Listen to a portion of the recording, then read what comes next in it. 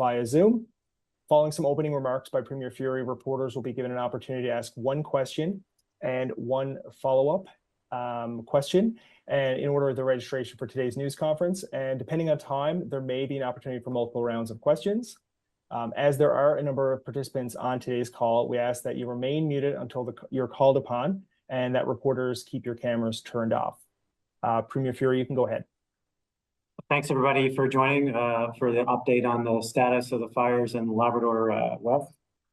First, let me extend an incredible thank you and feelings of gratitude and warmth to the volunteers who have helped out so much, both in Labrador West, Churchill Falls, and Happy Valley Goose Bay, and across the province. The outpouring of support for fellow citizens in Labrador West has just been spectacular. It's heartwarming and reassuring that we can count on our neighbors within the boundaries of Newfoundland and Labrador, and we're certainly very proud of everybody who stepped up. I know people are anxious to hear an update on the fire status itself and the fire dynamics. Some good news from yesterday and early reports this morning. It remains a Category 1 fire. There's been no significant growth, still around 14,000 hectares, give or take. The position of the fire remains largely unchanged, 6 kilometers from Labrador City, 2 kilometers from the Walsh Cabin area, and 1 kilometer from the landfill. The weather pattern yesterday was quite favorable. Today is medium, I would suggest, or moderate risk. The winds remain low, which is a good sign. They are westerly to southwesterly, but predicted to be low, which is good. The temperature, while increasing, is not as high as it had been in previous weeks, and the humidex remains medium as well. So there is some modeling showing some minor growth, perhaps today, but certainly the conditions are such that suppression activity and mitigation measures should be able to continue. So from that perspective, we should have continued Newfoundland and Labrador water bombers, helicopter support on the eastern front, with Quebec from Fremont continuing to attack on the western side. All of those measures, of course, will provide for suppression and mitigation and hopefully prevent any spread in the fire. We also are beginning to put some boots on the ground in Labrador City. These are the hardworking men and women who do the grueling lifting in extreme heat and weather conditions in the landmass that is Labrador, and can be challenging.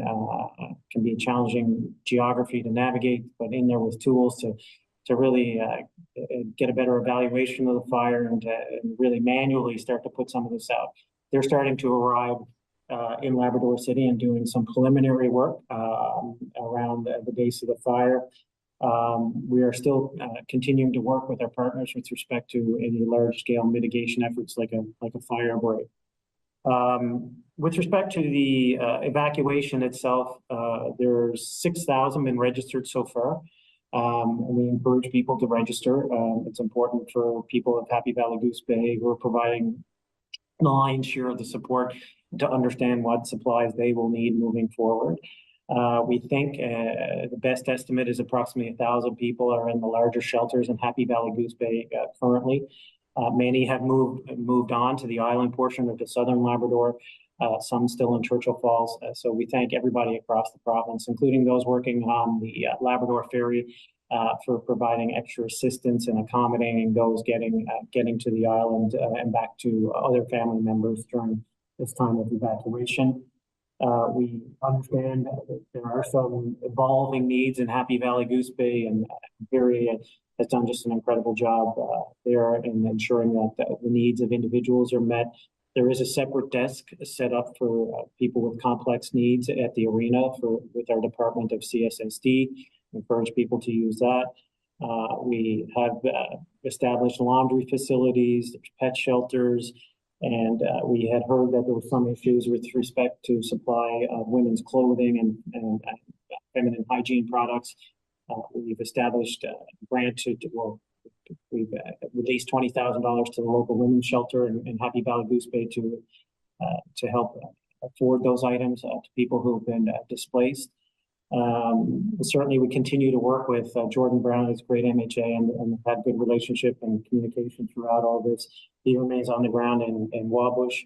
And the councils between Lab City and Wabush have just been fantastic in working together to ensure that we're meeting the needs, not just of those who've been evacuated, but those who remain in Wabush. We've established a grocery store with essential workers so that people remaining in Labrador City and those in Wabush can access food and supplies. We also have ensured that the fuel source will be available to people, and other supplementary supplies that are going to be required now, things like baby diapers, for example. We're looking at measures to work with the local suppliers there to ensure that people in Wabush and those who remain in Labrador City can have access. In addition to setting up those who've been displaced to cabins and are now starting to run low on supply in their cabins to come back in to access those supplies in Labrador City. So thank you to the mayors and thank you to the MHA for helping us facilitate that. With respect to medical care, there is an ambulatory care clinic that's set up now in the Wabush recreational facility. It is not drop-in. You need to make an appointment, so please use 811 to arrange an appointment for that. Things like essential medical care, things like dressing changes, IV antibiotics, things that would have been previously scheduled that are no longer available because of the closure of the hospital in Labrador City. The Labrador City Hospital is still closed, and we remind people that they need to call 911 and not to just show up at the Labrador City Emergency Department. Moving on to those being evacuated, we understand wherever you are in our beautiful province that this is a significant time of stress and strain for you emotionally, and the uncertainty of it all with respect to your homes and the future. It can be overwhelming, and we want to make sure that you're checking in on your neighbors, having someone check in on you, and make sure you're looking after yourself. We want, as a province, to try to eliminate any financial strain that the current situation may be providing you. So that's why we set up the financial assistance program for people who've been evacuated from Labrador City. $1,000. It's not repayable. It's cash to you to help through this time of evacuation. So please register at the Red Cross. My understanding is that they will turn that application around very quickly, and the transaction will occur through e-transfer. So please avail of that money. We want you to not have any extra stress from the financial situation of it. So that money is available to you. Please use it. We established that one immediately because those are for people who've been evacuated and displaced and may have significant financial strain. But we equally understand that there could be financial strain for people in Wabush who have not been evacuated, but whose employment and finances have been disrupted because of this forest fire. Please bear with us. That is a second stream of money that will be available, and we will make an announcement on that in the next 24, 48 hours or so. But there will be some relief for the people of Wabush who have had significant financial hardship as a result of this evacuation order as well. With respect to just a reminder to continue looking after your own mental health. 811 is available. Bridge the Gap is available. And we have health facilities, of course, available in Happy Valley, Goose Bay. If you find yourself there and require just a little bit of extra assistance, we want to be there for you. And before I turn it open to questions, certainly want to thank again the people of Happy Valley, Goose Bay, the Council of Happy Valley, Goose Bay, Red Cross, the Salvation Army, the Pentecostal Church, all just doing an incredible job. The people of Five Wing Goose Bay all opening their hearts and their homes and their facilities, and cooking after hours, trying to provide shower facilities. This is a real community effort, and again, is a real display of the big heart in the big land. To the councils and people continuing to work in Wabush and Happy Valley, Goose Bay, continue to work with you. You know that you can get me whenever you need me, and we want to be there to support you through this trying time. But to thank you for the hard work that you're putting in, the leadership that you're showing on behalf of the people that you represent. essential workers that are now in the grocery stores, now providing nursing care and medical care. Thank you for showing up and helping. And to the companies, frankly, in Labrador City and Wabash, Deborah, and IOC, thanks for offering all your support as well during this tough time. So with that, I'll turn it over for any questions, and at the end, I'll offer up the opportunity for the MHA and the two ministers who have joined us to offer any comments that they may have. Thank you, Premier. Elizabeth Whitten from CBC, you can go ahead with your question.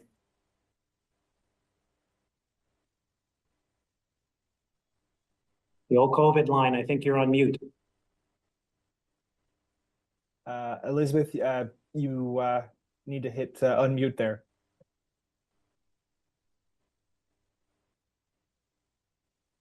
I think it just unmuted. There we go. Do we have you, Elizabeth? Okay, we'll circle back. We'll move on to the second person. And Elizabeth, I'll check back shortly. Kyle Mooney from CBC, you can go ahead.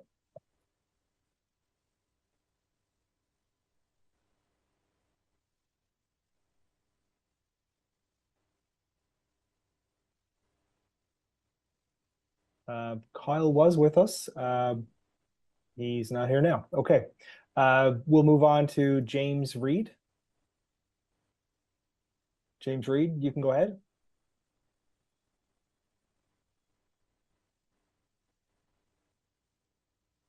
There, I just saw a question pop up from Elizabeth. You're right, I said 4 to 6 kilometers. That's still accurate. It's anywhere between 4 to 6, depending on where you actually pick the parameter. But the take-home point is there's been no substantive growth. Okay, thank you for that, Premier. James doesn't actually have any questions, so we can move on to Bailey Howard.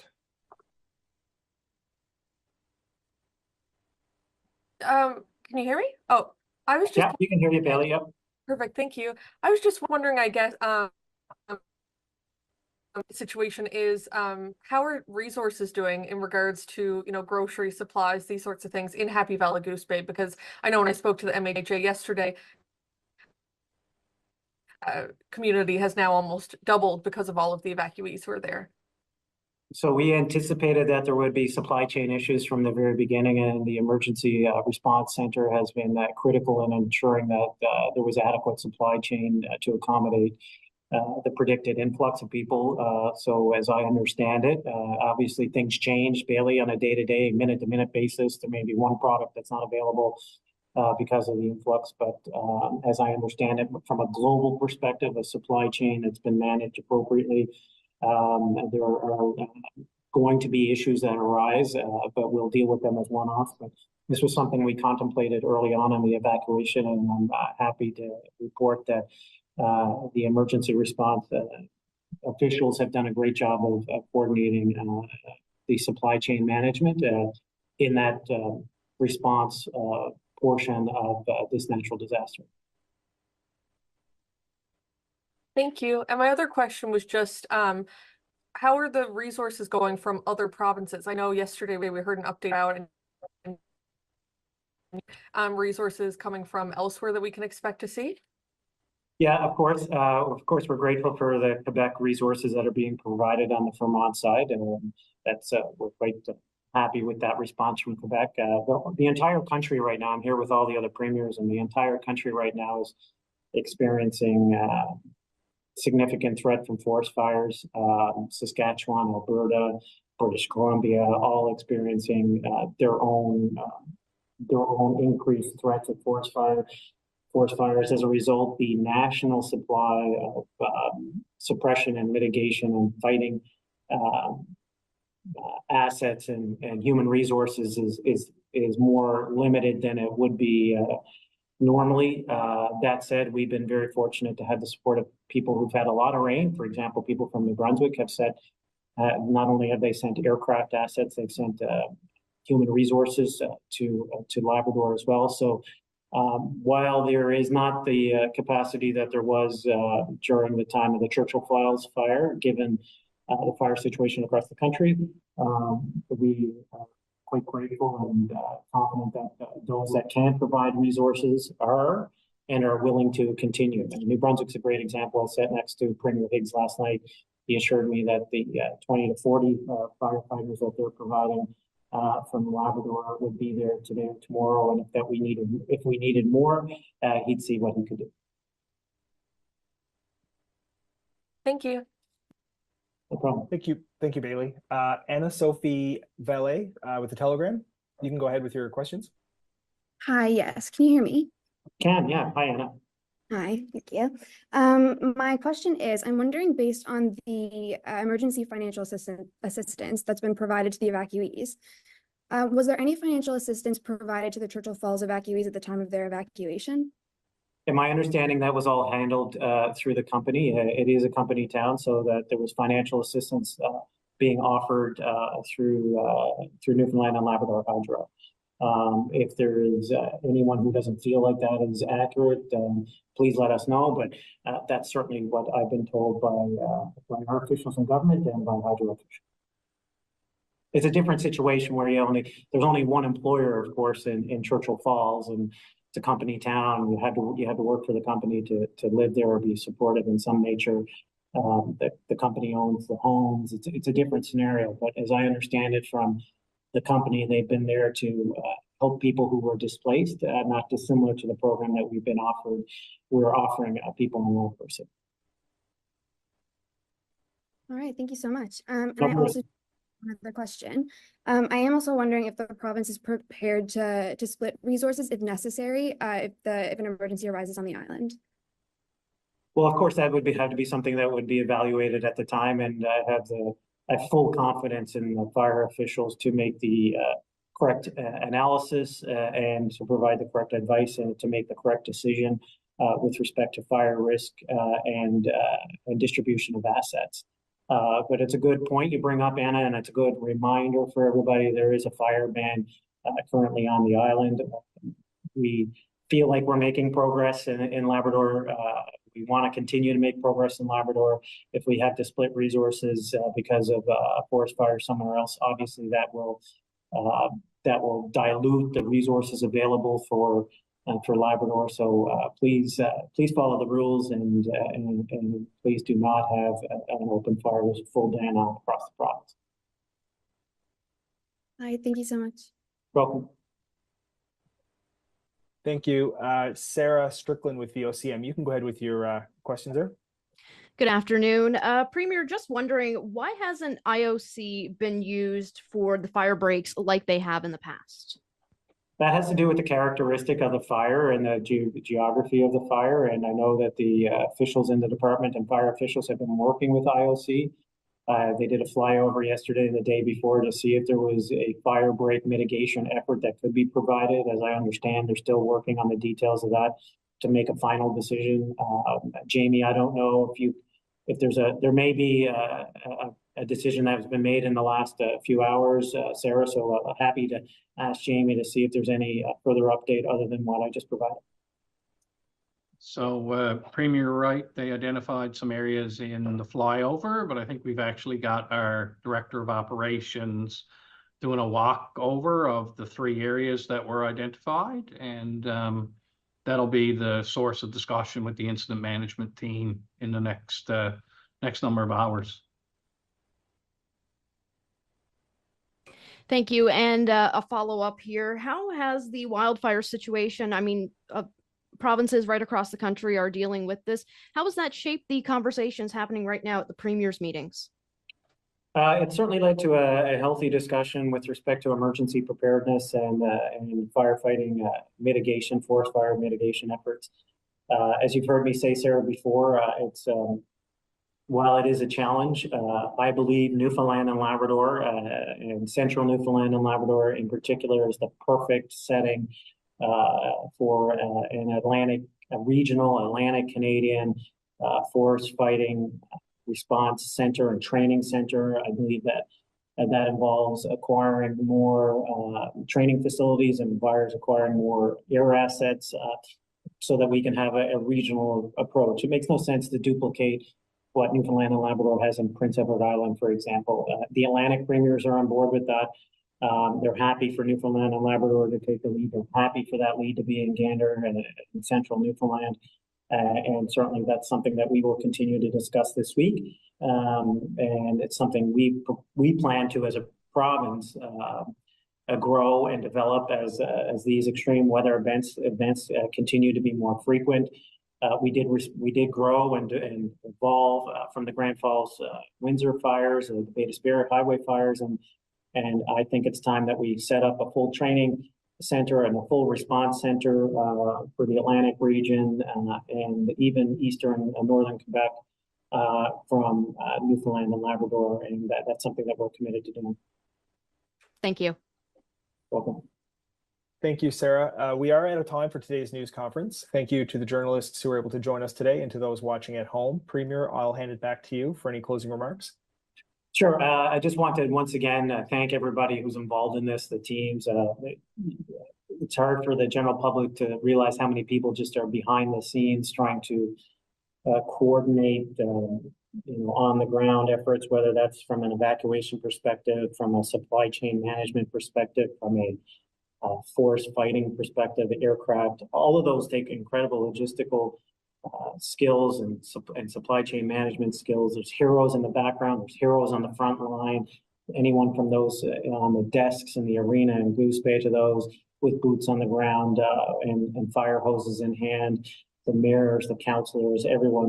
There's a lot of heroes here and a lot of accolades to go around, and again speaks to who we are as Newfoundlanders and Labradorians. So I will offer, just before we finalize, I know we're short on time, but offer any opportunity for any comments from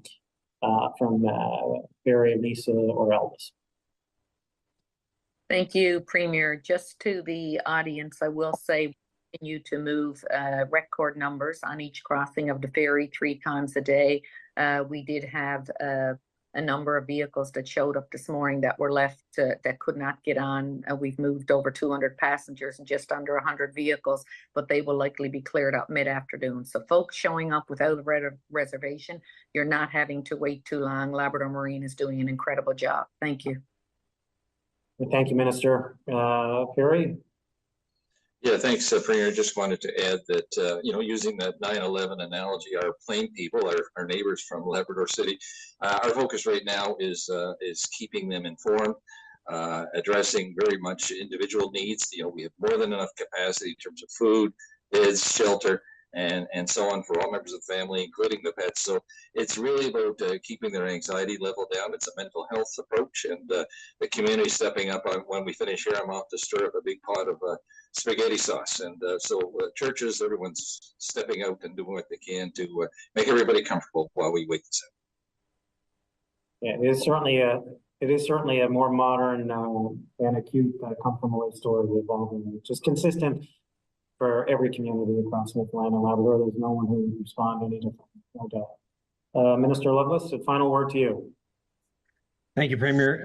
Just to reiterate, as I did on the last media availability, in terms of the fire ban, that's province-wide, and I do have people that are reaching out that are passionate campers that would love to have fires at night. I understand that and appreciate it, but we do not need unnecessary fires at this moment in time because we need our resources focused on where they are right now. So I just want to remind the public that the fire ban is on and there are no exceptions at this time. So hopefully over the next several days and weeks, hopefully that will change. But right now the fire ban is on and there's no flexibility. Great. Thanks, Minister. And just a reminder to anyone listening, if you're entitled to compensation, please register. It's important that you do that, and that will help you in some way, shape, or form, we hope. So thanks everybody for joining. Please continue to stay tuned for regular updates. Follow the rules, follow the actual updates from government officials or town officials so that you're getting the most up-to-date and accurate information. And a special thank you to the media for continuing to distribute this message broadly in what can be a very anxious time in people's lives. Take care.